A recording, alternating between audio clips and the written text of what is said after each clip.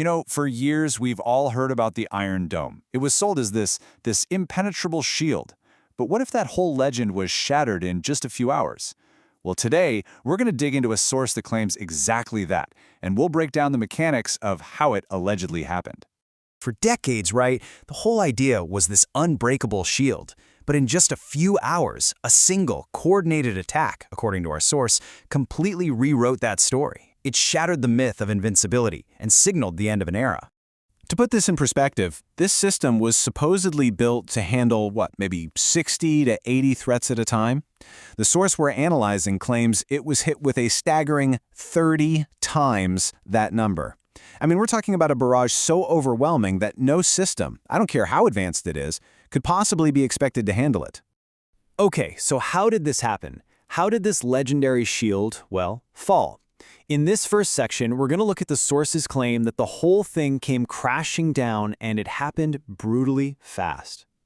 Yeah, this wasn't some random lucky shot. The source is really clear on this. This was a deliberate, calculated strategy. The goal was pretty simple. Find the system's absolute breaking point and just smash it. So, the tactic they used? It's something called defensive overload. And it's a pretty simple concept, but man is it effective. Basically, instead of trying to be sneaky or outsmart the defense, you just throw everything you have at it, more than it can possibly track, more than it can handle. And the result? A total, catastrophic failure. But here's the thing. It wasn't just a random flood of rockets. The source we're looking at calls it a mathematical execution, which is a pretty chilling phrase, right? So let's break down how this super synchronized multi-front attack was supposedly pulled off. Okay, so the absolute key here was coordination, timing. You've got 450 of these big, long-range Shahab-3 ballistic missiles coming in from Iran, and at the exact same moment, you have 2,500 shorter-range rockets launched from Lebanon. What does that do? It creates this nightmare scenario, a 360-degree attack. The system has to look everywhere, all at once.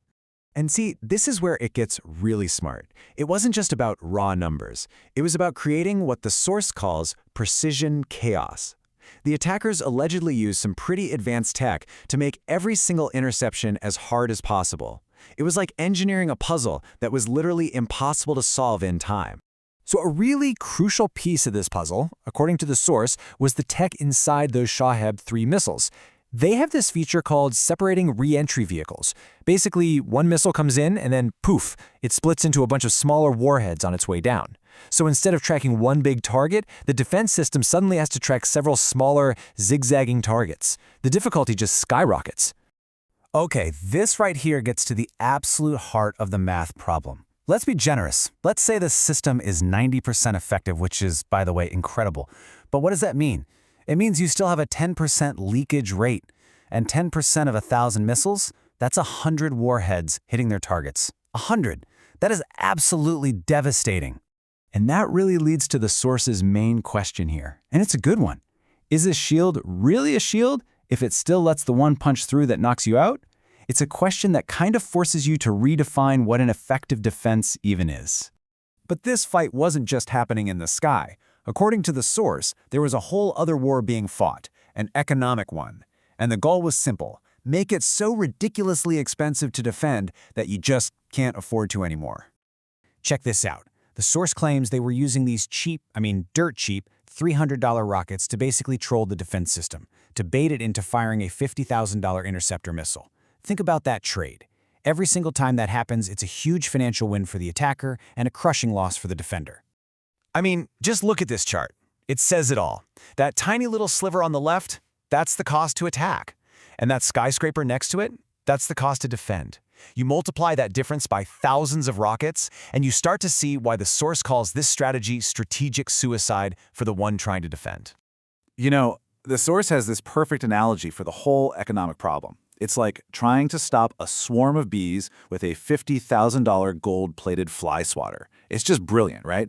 Because you can keep swatting, but eventually you're going to run out of gold, and the bees just keep coming.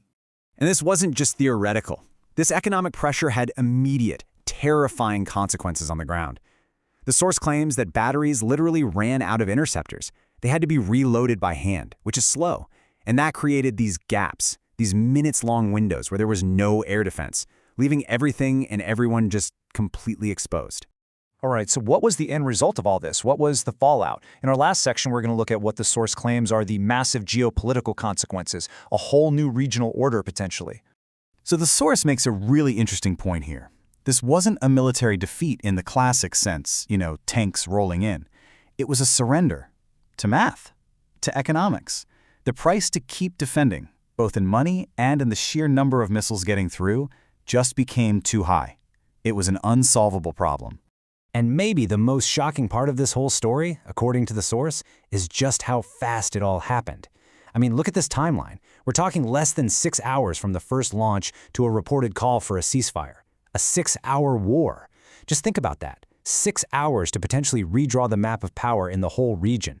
And the strategic fallout, if this source is to be believed, is just huge. We're talking 70% of interceptors gone. The U.S. military's power in the region basically neutralized because of new threats to its ships. This isn't just a win on the battlefield. According to the source, it's a fundamental shift in who holds the cards in the Middle East. And that leaves us right where the source wants us, with this final, really provocative question. Who actually controls the Middle East now? By framing this whole thing not as a failure of a system, but as a simple, cold, mathematical inevitability, the source is really challenging us to rethink everything we thought we knew. It's a huge question with no easy answers, but it's one we definitely need to be asking.